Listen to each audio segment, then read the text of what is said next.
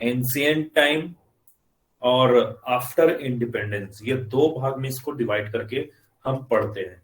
तो इसमें जो ईयर्स होते हैं, ईयर्स बहुत ही इंपॉर्टेंट होते हैं, और जो भी क्वेश्चंस पूछे जाते हैं लगभग 5 से 10 क्वेश्चन इन्हीं दो टॉपिक से ही पूछे जाते हैं। जैसे कि अभी वर्तमान में जो स्पोर्ट्स ऑफिसर का पेपर हुआ था, वहां कम से कम 15 क्वेश्चन इन्हीं दो पार्ट से ही पूछे गए थे।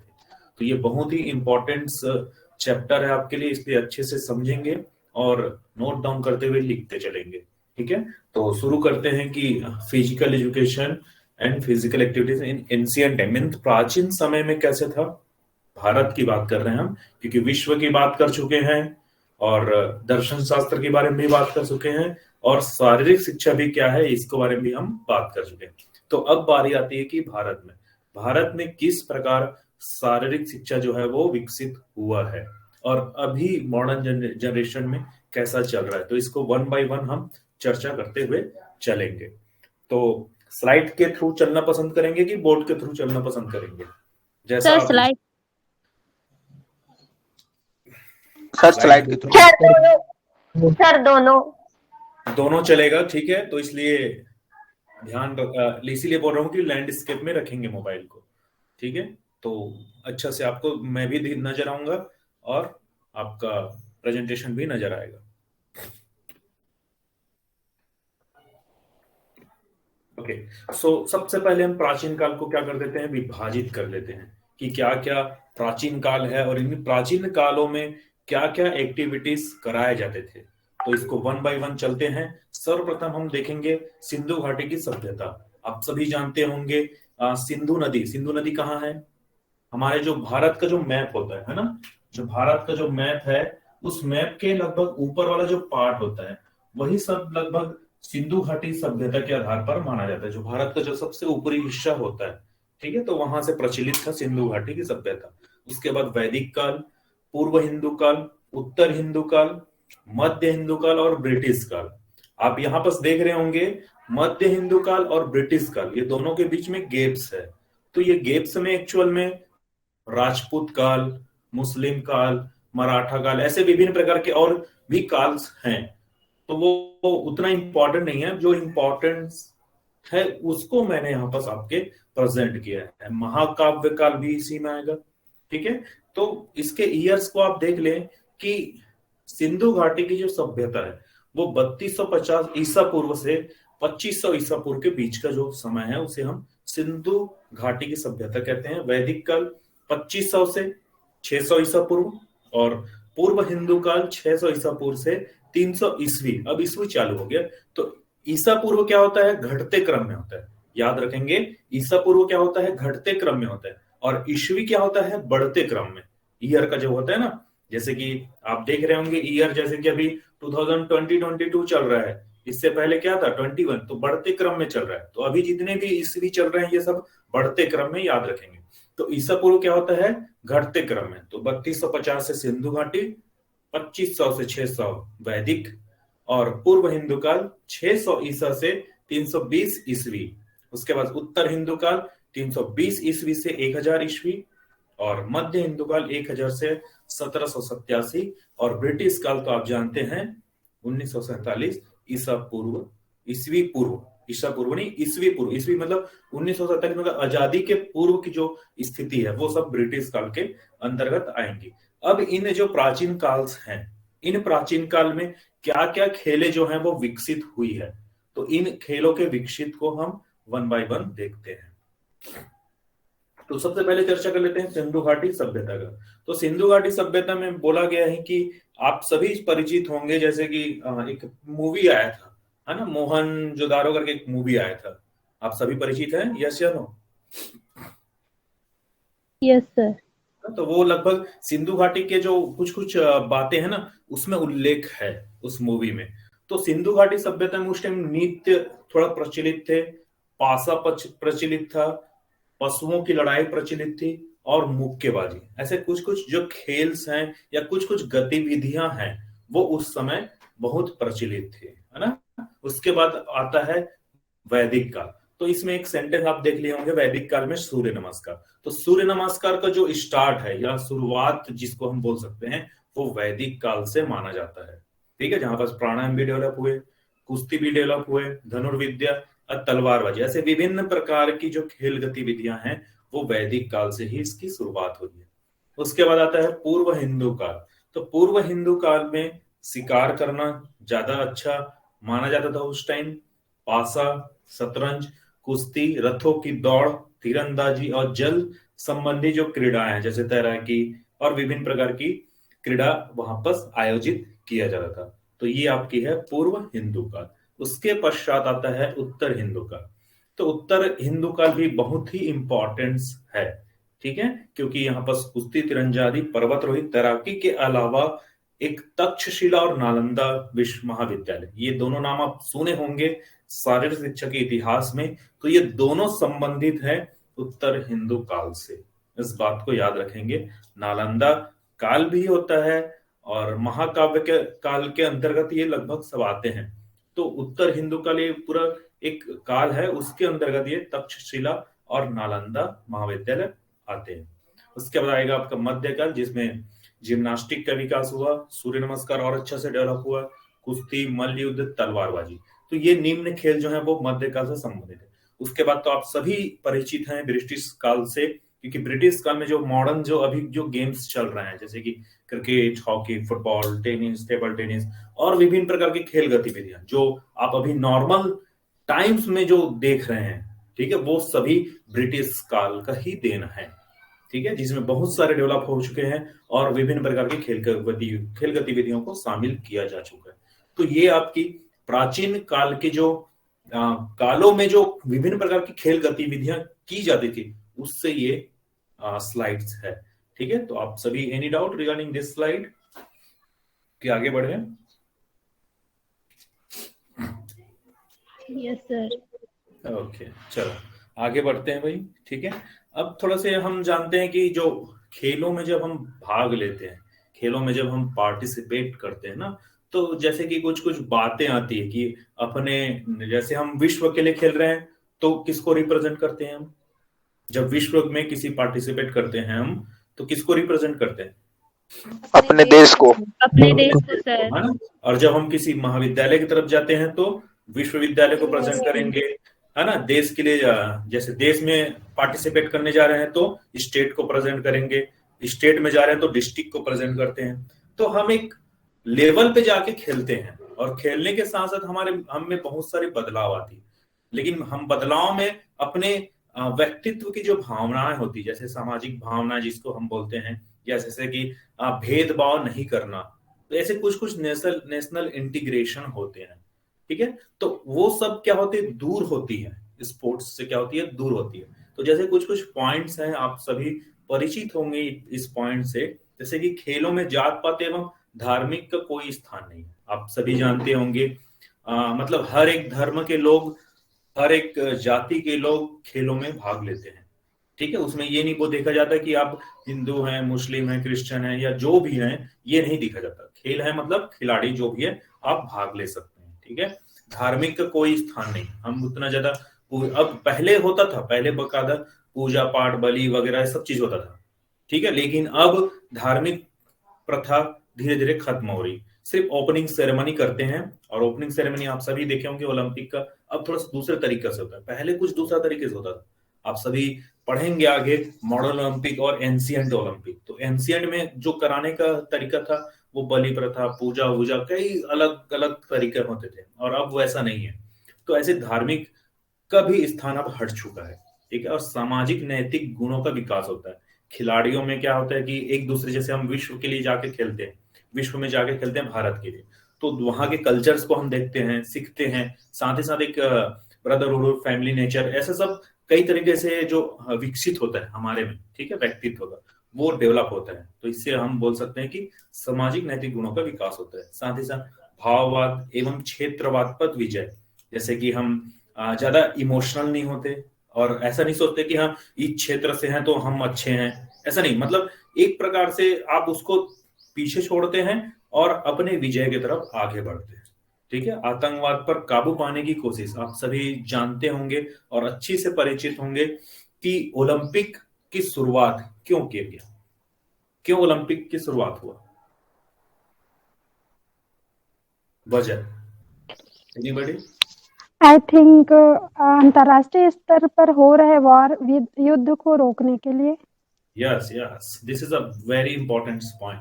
ठीक है, क्योंकि अंतरराष्ट्रीय लेवल पर उस टाइम बहुत युद्ध होते थे, एक दूसरे देश एक दूसरे के देशों पे आक्रमण करते थे, अपने आप को सर्वश्रेष्ठ मानने का कोशिश करते थे। तो उसी सर्वश्रेष्ठ को क्यों ना खेलों के माध्यम से प्रेजेंट किया जाए, जिससे ना आपको जन की हानि होगी, ना माल की हानि होगी, किसी प्रकार का कोई हानि नहीं होता खेलों से। तो उस लिए खेलों को लाया गया ताकि लोग एक दूसरे को दुश्मनी छोड़े और सीधा खेलों में अपने आप को प्रेजेंट करे और खेलों के माध्यम से अपने आप को वर्चस्व बनाए। तो इस तरह से जो लड़ाई थी, जो वॉर हो रहे थे, उसको कम किया गया। ठीक है, फिर उसके बाद नेतृत्व का विकास। अब हम सभी जानते हैं कि विभिन्न खेलों में नेतृत्व बहुत बड़ा रोल प्ले करता है, क्योंकि हर एक खिलाड़ी अपने आप में एक लीडर्स होता है, कैप्टन तो होता ही है, बट लेकिन किसी न किसी पक्ष में वो भी पर्सन लीडर होता है, कहीं ना कहीं लीडर होगा। ऐसा नहीं कि हर जगह कैप्टन ही रोल प्ले करेगा, कुछ जगह ऐसा आएगा जिसमें वो भी रोल प्ले करता है। जैसे कि विकेट कीपर, अगर विकेट कीपर किसी गेम में कैप्टन नहीं है तो विकेट कीपर का रोल अलग होता है। ठीक है, वो भी अपने आप को एक लीडर की तरह ही प्रस्तुत करता है। तो हर एक फील्ड में कोई ना कोई खिलाड़ी किसी तरह का अपने आप को लीडर के रूप में प्रस्तुत करता है, जिससे बोल सकते हैं कि इसमें जो भी गेम्स स्पोर्ट्स हम रिप्रेजेंट करते हैं अपने स्टेट, कंट्री, डिस्ट्रिक्ट, जो भी कर, तो उससे हमारा नेतृत्व का विकास होता है। साथ साथ ये जानते ही हैं अनुशासन की भावना का विकास भी खेलों के माध्यम से होता है। हार जीत को सहने की क्षमता, क्योंकि खेल की क्या होती है, दो पहलू होते हैं, हम सभी परिचित हैं। ठीक है, या तो हम मैच जीतेंगे या तो मैच हारेंगे। तो हार से हमको क्या सीखना है और जीत से हमको क्या सीखना है, ये हम अच्छी तरीके से जानते हैं, क्योंकि खेलों से संबंधित हम पढ़ाई कर चुके हैं, तो इससे कोई डाउट नहीं है। ठीक है, फिर साहस की भावना।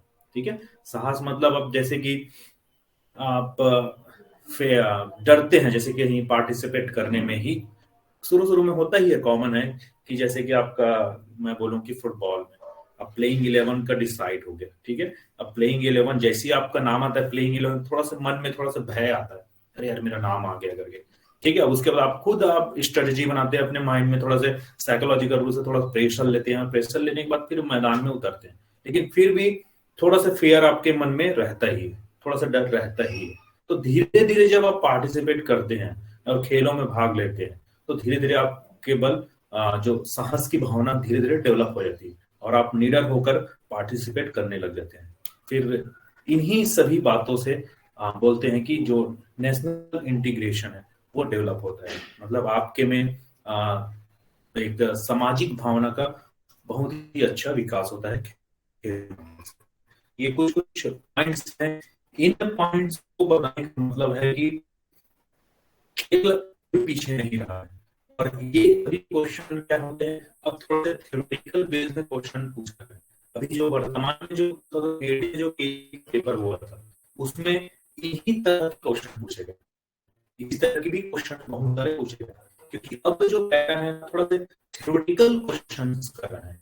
नॉर्मल क्वेश्चन तो थोड़ी पूछते हैं, ठीक है, और वो पूछते ही रहते हैं, बट लेकिन थोड़ा सा पैटर्न को थोड़ा सा और मतलब मिक्सिंग किया जाता है, तो थ्योरेटिकल भी थोड़ा सा ध्यान रखेंगे।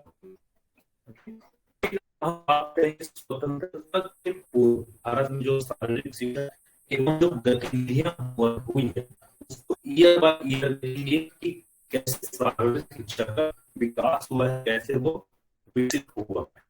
तो सर्वप्रथम ईयर को ले लेंगे हम 1870, ठीक है, फर्स्ट ईयर ले लेते हैं हम 1870।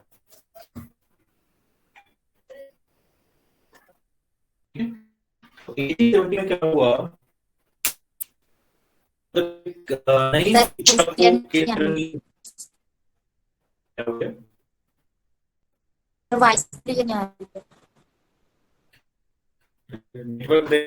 नेटवर्क या आवाज क्लियर नहीं आया। अभी आप जो बोले थोड़ा सा नेटवर्क चेक कर लो और माइक ऑन ऑफ करो, फिर क्लियर हो जाएगा। ओके, 1870 में क्या हुआ, केंद्र सरकार शिक्षा को अपने अंडर लिया वो एजुकेशन सिस्टम को क्या किया, वो अपने अंडर लिया और सबके लिए थोड़ा सा शिक्षा का थोड़ा सा शेड्यूल बनाना शुरू कर दिया। लेकिन उस टाइम क्या हुआ, शारीरिक शिक्षा को पूरा एजुकेशन सिस्टम में स्थान नहीं दिया गया। ठीक है, एजुकेशन सिस्टम में क्या नहीं दिया गया, उसे स्थान। अब ठीक है वाइस? Yes sir. तो 1870 में कुछ एक शिक्षा का कुछ मीटिंग कमेटी वगैरह कुछ हुआ होगा, ठीक है, जहां पर सभी शिक्षकों को शिक्षा के जो पैटर्न्स थे या एजुकेशन के जो सिस्टम्स है उनको शामिल करना शुरू किया गया था, लेकिन वहां पर सारे शिक्षकों को कोई स्थान नहीं दिया गया। फिर धीरे धीरे जब बढ़ते गया तो 1882 में भारतीय शिक्षा आयोग ने शारीरिक शिक्षा को मान्यता दी और उसे स्कूल शिक्षा में उसको जोड़ने की एक जो पहल है वो पहल की शुरुआत हो गई। ठीक है, और 1888 में अंग्रेजों द्वारा डूरंड कप नामक फुटबॉल प्रतियोगिता की शुरुआत की गई। डूरंड कप कहां से संबंधित है, भारत से संबंधित है कि विदेश से?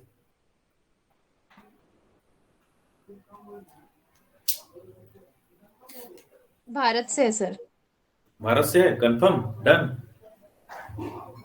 ओके, तो भारत में इसकी शुरुआत हुई थी डूरंड कप नामक फुटबॉल प्रतियोगिता। जो अंग्रेज उस टाइम थे ना, तो अंग्रेजों ने डूरंड कप नामक फुटबॉल प्रतियोगिता यहाँ शुरू किया गया था। ठीक है, 1888 में। उसके बाद हमारा पास सबसे इंपॉर्टेंट पॉइंट आएगा 1914 में। ठीक है, तो ईयर को मैं लिखते चलता हूँ। 1870 पढ़ लिया, 1882 पढ़ लिए, ठीक है। उसके बाद आया आपका 1888, पूछूंगा क्वेश्चन इसलिए रेडी रहेंगे, ठीक है। उसके बाद आ गया 1914, ईयर बस लिखा हूं, बताना है आपको कि इसमें क्या हुआ। ओके, फिर 1914 सबसे इंपॉर्टेंट है HVPM, हनुमान व्यायाम प्रसारक मंडल की स्थापना हुई। ठीक है, दो भाई थे, अंबादास वैद और अनंत दास वैद, ये दोनों ने नींव रखी हनुमान व्यायाम प्रसारक मंडल की। ठीक है, और नींव कहाँ रखा इसने? अमरावती महाराष्ट्र में दोनों ने HVPM का नींव रखा, जिसका उद्देश्य था कि भारत में जो देसी गेम्स है, मतलब देशी जो गेम्स है जो भारत में ही खेले जाते हैं। ठीक है, उस टाइम जैसे आप जानते हैं कि वॉलीबॉल कहाँ से स्टार्ट हुआ है? अमेरिका से हुआ, फिर वो धीरे धीरे पूरे विश्व में फैल गया है ना। तो वैसा ही भारत में भी ऐसे विभिन्न प्रकार की खेल गतिविधियां हैं जो सिर्फ भारत में ही खेले जाती है। अब उसको धीरे धीरे डेवलप करना है, बढ़ाना है। तो इसीलिए आगे आप देखेंगे ही, ठीक है, इसमें जो 1936 और 1949 ये दो में ना रिप्रेजेंट किया था अपने आप को HVPM ने। तो इसका मोटो है कि आगे बढ़ो और सबसे आगे बढ़ो। और कैंपस का साइज 12 एकड़ है, याद रखना, क्योंकि अब एरिया से भी क्वेश्चन पूछे जा रहे हैं कि कितने एरिया हैं आपके जो कैंपस है। तो कैंपस के एरिया को भी याद रखना। ऐसे बड़े बड़े इंस्टीट्यूट के, खासकर जो बड़े बड़े इंस्टीट्यूट है भारत के, जो खेल के ही इंस्टीट्यूट है, उनके एरिया को आपको याद रखना है। ठीक है, फिर उसके बाद 1924 में एक साप्ताहिक प्रशिक्षण कोर्स चलाया गया जो 5 से 6 सप्ताह का था, जिसमें व्यायाम विशारद प्रमाण पत्र डिस्ट्रीब्यूट किया जाता था। ठीक है, 5 से 6 सप्ताह का एक प्रशिक्षण कोर्स चलाया गया 1924 में, जिसमें व्यायाम विशारद प्रमाण पत्र दिया जाता था। फिर धीरे धीरे यहाँ पर सर्टिफिकेट एवं डिप्लोमा और डिग्री के कोर्स की शुरुआत हो गई। ठीक है, लेकिन पहले शुरुआत कहाँ हुई है? बाद में उधर क्या बोलते हैं, लक्ष्मी, अभी पढ़ेंगे LNIP, ठीक है, वहां आपकी शुरुआत हुई। लेकिन यहाँ भी धीरे धीरे सर्टिफिकेट और डिप्लोमा और डिग्री कोर्स की शुरुआत हो गई।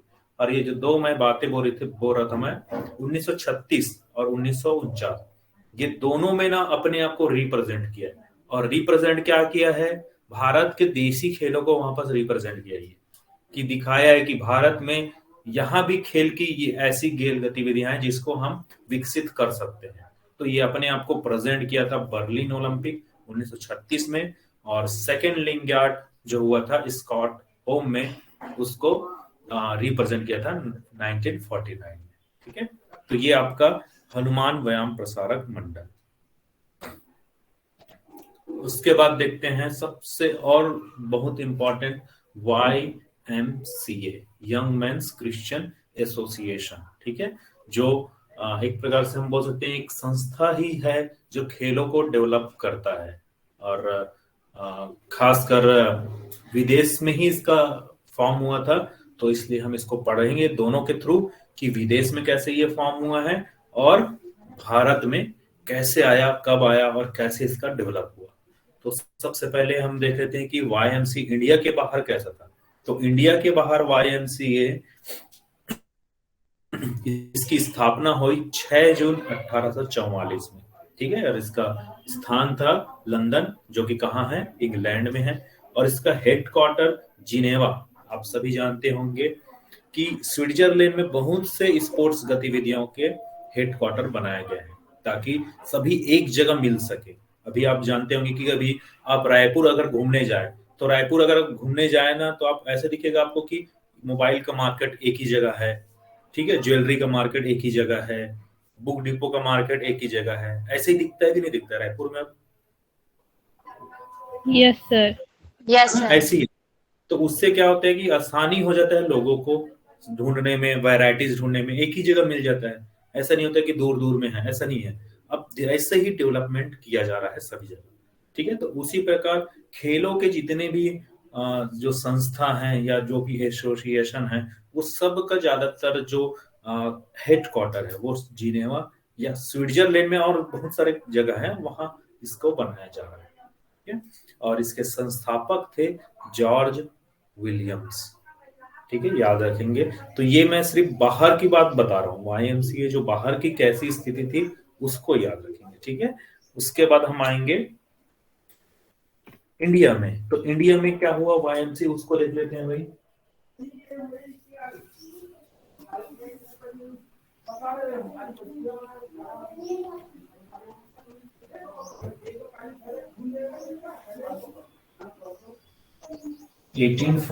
था, ठीक, करेक्ट। ओके, इसके बाद बात करते हैं इंडिया में YMCA कब आया, कैसे आया। ठीक है, तो इंडिया में जो एंट्री किया है YMCA 21 फरवरी 1891 में, कहाँ भैया, मद्रास। ठीक है, मद्रास में इसकी शुरुआत हुई और वहीं एक एंट्री किया 1891 में। ठीक है, शुरुआत को याद रखना। अभी इसमें बहुत सारे थोड़ा से फंसने वाले क्वेश्चंस पूछे जा रहे हैं। ठीक है, तो इसलिए ध्यान रखना YMCA का जो इंडिया में जब एंट्री हुआ, ठीक है, सिर्फ अभी इंडिया में आया है वो, ठीक है, 1891 में। ठीक है, कहाँ आया, मद्रास में। और इसका हेडक्वार्टर पहले उस टाइम जब आया ना 1891 में, तो उस टाइम मुंबई में था। ठीक है, उसके बाद कोलकाता में शिफ्ट कर दिया गया हेडक्वार्टर को, क्योंकि इसको डेवलप करना है, तो विकसित करना, तो थोड़ा से जहां थोड़ा सा अच्छा विकसित जगह था तो वहां विकसित किया गया। ठीक है, 1902 में। उसके बाद इसको हेडक्वार्टर को और डेवलप दूसरे जगह शिफ्ट कर दिया गया, न्यू दिल्ली में, क्योंकि हमारे जितने भी हेडक्वार्टर्स हैं खेलों के, वो सभी ज्यादातर हेडक्वार्टर न्यू दिल्ली में है, इसलिए उसको न्यू दिल्ली शिफ्ट कर दिया गया। और डेविड मैकनॉजी, ठीक है, डेविड मैकनॉजी का अहम रोल प्ले था कि उन्होंने YMCA का एंट्री कराया, कहाँ, भारत में। भारत में इसका पहल करने के लिए हम जिनका नाम जानते हैं वो कौन है, डेविड मैकनॉजी जी। ठीक है, उसके बाद अब बात करते हैं कि YMCA का एक्चुअल में जब एंट्री हो गया, तब एंट्री होने के बाद यहाँ विकसित होने लग गया, खेलों का इंट्रोड्यूस उसने किया। तो इसी के साथ 1920 में YMCA फिजिकल एजुकेशन कॉलेज की शुरुआत हुई। ठीक है, YMCA फिजिकल एजुकेशन कॉलेज की शुरुआत हुई, और ये शुरुआत करने में अहम रोल प्ले किया है HC बक ने। ठीक है, याद रखेंगे। ठीक है, अगर क्वेश्चन पूछा जाए कि भारत में YMCA कब आया, तब आपका आंसर रहेगा कितना, 1891 21 फरवरी 91। अगर प्रश्न पूछा गया कि YMCA फिजिकल एजुकेशन की शुरुआत कब हुई, तब आपका आंसर क्या रहेगा, 1920। ठीक है, याद रखना। यहाँ पर पूछ देते हैं YMCA की शुरुआत कब हुई, ठीक है, तो फिजिकल एजुकेशन जैसे शब्द जुड़ गया है तब 1920 देना है। अगर ऑप्शन में, ऑप्शन को ध्यान देना ना, अगर मैं बोल दिया कि वाईएमसी की शुरुआत भारत में कब हुई, ठीक है, मैं क्वेश्चन पूछ दिया कि वाईएमसी की शुरुआत भारत में कब हुई। अब मैंने ऑप्शन दे दिया 1921, 1918, 1920 और 1900, तब क्या आंसर लगाएंगे आप? 1920। 1920 लगाएंगे। क्यों? आप इसको समझ जाना है, ठीक है, कि भारत में वाईएमसी की शुरुआत ही पूछा है, लेकिन एक्चुअल में जो हमारा ईयर है वो 1891 है, बट लेकिन वो ऑप्शन में नहीं है, तो 1920 से आप परिचित हैं, तो इसलिए वहां पर स्टिक लगाएंगे 1920। याद रखेंगे इस चीज को, ठीक है। अगर आपके प्रश्न में 1891 दिया है, ठीक है, ऑप्शन में, 4 ऑप्शन में, तब आप चुनेंगे 1891 को। ओके, फिर आगे बढ़ते हैं। 1920 तो आप जान गए कि वाईएमसी फिजिकल एजुकेशन की शुरुआत हुई, और शुरुआत करने में जो अहम रोल प्ले किए थे वो कौन है? एच.सी. बक। इसीलिए एच.सी. बक को भारतीय शारीरिक शिक्षा के पितामह कहा जाता है। जैसे हम विश्व में देखे थे ना कि जर्मनी में शारीरिक शिक्षा के पितामह कौन थे, स्वीडन में कौन थे, डेनमार्क में कौन थे, तो ऐसे सभी थे। तो उसी तरह एच.सी. बक जो है वो भारतीय शारीरिक शिक्षा के पितामह कहा जाते हैं, ठीक है। इनका मेन रोल प्ले कर था कि फिजिकल एजुकेशन की एक शुरुआत हो जाए, कॉलेज की शुरुआत हो जाए। तो सर्वप्रथम जो फिजिकल एजुकेशन की कॉलेज शुरुआत हुई वो एशिया के ही बोलते हैं, एशिया का सर्वप्रथम है जो फिजिकल एजुकेशन जो बना है ना, इंडिया का ही नहीं, एशिया का सर्वप्रथम फिजिकल एजुकेशन कॉलेज जो है वो यही है, वाईएमसी फिजिकल एजुकेशन कॉलेज, जो बना है कब? 1920 में, ठीक है। और वाईएमसी ने क्या किया था? को एजुकेशन। को एजुकेशन से मतलब जानते हैं क्या है? को एजुकेशन लड़कियों और लड़कों का साथ में क्लास करना, ठीक है। पहले क्या था? सिर्फ लड़कों के लिए ही एक कॉलेज था। उसके बाद 1940 से, ठीक है, 1940 से क्या कर दिया गया? को एजुकेशन की शुरुआत हो गई, मतलब अब लड़कियों को भी एडमिशन देना शुरू कर दिया। जहां लड़के ही पढ़ाई करते थे, वहां सिर्फ अब वहां लड़कियों का भी एंट्री हो गया। तो इसीलिए बोला गया है कि 1940 में इसी कॉलेज में को एजुकेशन की शुरुआत हुई, ठीक है। और कुछ पॉइंट्स को याद रखेंगे वाईएमसी का। वाईएमसीए उस टाइम मद्रास यूनिवर्सिटी के अंतर्गत आ रही थी, ठीक है। कौन से यूनिवर्सिटी के अंदर आता था? मद्रास यूनिवर्सिटी के अंदर आता था, जब उस टाइम उसका शुरुआत हुआ था। उसके बाद 1986 में ये ऑटोनोमस बॉडी बन गए, ठीक है। ऑटोनोमस मतलब क्या होता है पता है सभी को? Anybody know autonomous? वही से संबंधित रहते हैं, कॉलेज मतलब डिग्री गर्ल्स के तो बच्चे जानते होंगे। Yes sir. ठीक है, मतलब उन पूरा संस्था को संचालित करना उनका ही जवाबदारी रहता है। पेपर कंडक्ट कराना, क्वेश्चन पेपर बनाना, हर एक चीज संबंधित उन्हीं से रिलेटेड रहेगा। मतलब वो मान्यता भले दूसरे से रहेगा, लेकिन पूरा जो वर्क है वो उन्हीं से रिलेटेड रहेगा, मतलब वही संचालित होगा हर एक चीज। क्वेश्चन पेपर ऐसा नहीं कि विश्वविद्यालय में जो क्वेश्चन पेपर बट रहा है वही यहाँ बटेगा, ऐसा नहीं। ये स्वयं का क्वेश्चन पेपर बनाएगा, स्वयं के रूल्स बनाएंगे, स्वयं के रूल्स रेगुलेशन बनाएंगे और उसको संचालित करता है, ठीक है, जिसको बोलते हैं ऑटोनोमस बॉडी, ठीक है। उसके बाद 2006 से अब क्या हुआ कि खेलों के विश्वविद्यालय का गठन करना शुरू कर दिया। भारत में क्या कर दिए? खेलों के जो विश्वविद्यालय थे उसको गठन करना शुरू किए। तो उसी टाइम 2006 में तमिल TN है, वो TM लिखा गया, उसको याद सुधार ले, Tamil Nadu physical education and sports university में इसको विलय कर दिया गया, ठीक है। ये भी प्रश्न पूछा जा चुका है, ठीक है, कि भारत में कौन कौन से स्पोर्ट्स यूनिवर्सिटी संचालित हैं, तो याद रखेंगे उनमें से ये भी एक है, Tamil Nadu physical education and sports university Chennai. तो यही वाईएमसी कॉलेज ही है जिसको